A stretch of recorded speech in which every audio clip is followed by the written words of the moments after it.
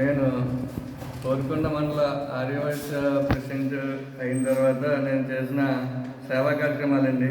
Teachers day సందర్భంగా 6 టీచర్స్కి సన్మానించడం జరిగిందండి.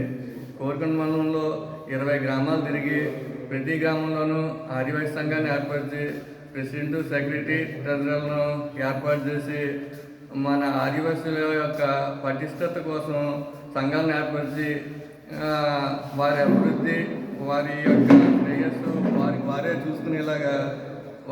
చూసుకునేలాగా ఏర్పాటు చేయడం జరిగిందండి. మన ఆర్యవయసులు అంటే ఒక గ్రామాల్లో మన ఆదివాసుల మీద ఒక గుర్తింపు ఉండే విధంగా కార్యక్రమాలు కూడా చేయాలని మన సంఘ సభ్యులకు అందరికీ కూడా చెప్పడం జరిగిందండి.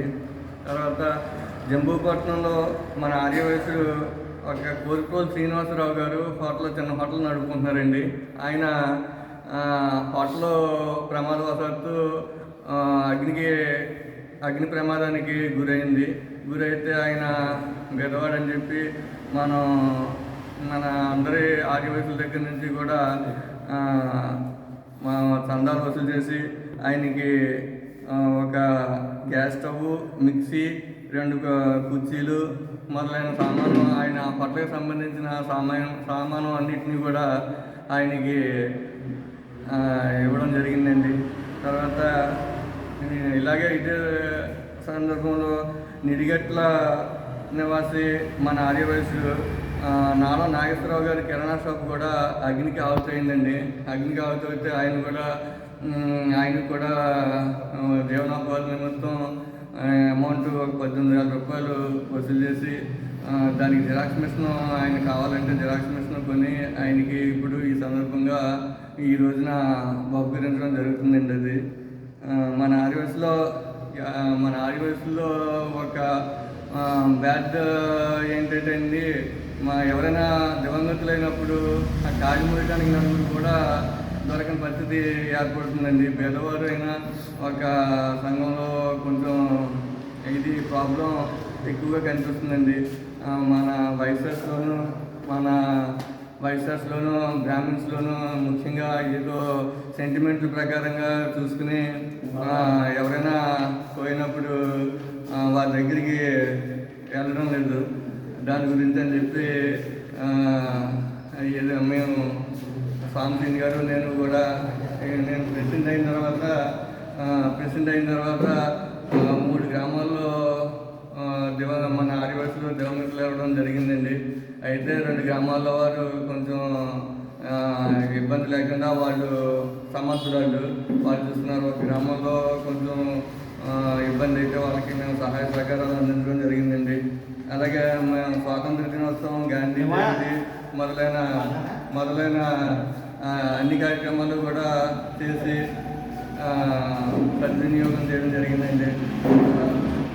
తర్వాత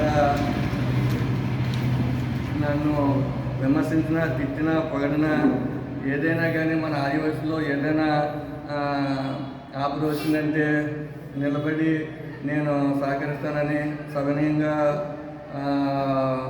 విన్నవించుకుంటున్నానండి. అయితే రాబోయే స్థానిక ఎన్నికల్లో కానీ మరి ఇతర సందర్భాల్లో కానీ మన ఆదివాసులకు నామినేటెడ్ పదవులు ఇవ్వాలని చెప్పి కోరుకొండ మండల ఆదివాసీ సంఘం ప్రెసిడెంట్గా నేను డిమాండ్ చేస్తున్నానండి. ఎమ్మెల్యే గారిని రాబోయే స్థానిక ఎన్నికల్లో మన ఆదివాసీకి స్థానం కల్పించి వారికి ఎన్నికల్లో పోటీ చేయడానికి అర్హత కల్పించాలని చెప్పి అన్ని పార్టీల వారిని సందర్భంగా కోరుతున్నానండి. అయితే మన కోరుకుంటూ కట్టడం చలం గారు ఎంపీటీసీగా, గ్రామ సర్పంచ్గా చేసిన అనుభవంతో పాటు అనేకమైన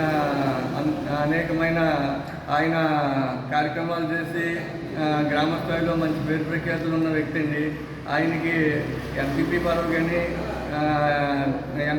జడ్పీటీసీ కానీ ఆయనకి టికెట్ ఇవ్వాలని సందర్భంగా విన్నవించుకుంటున్నానండి.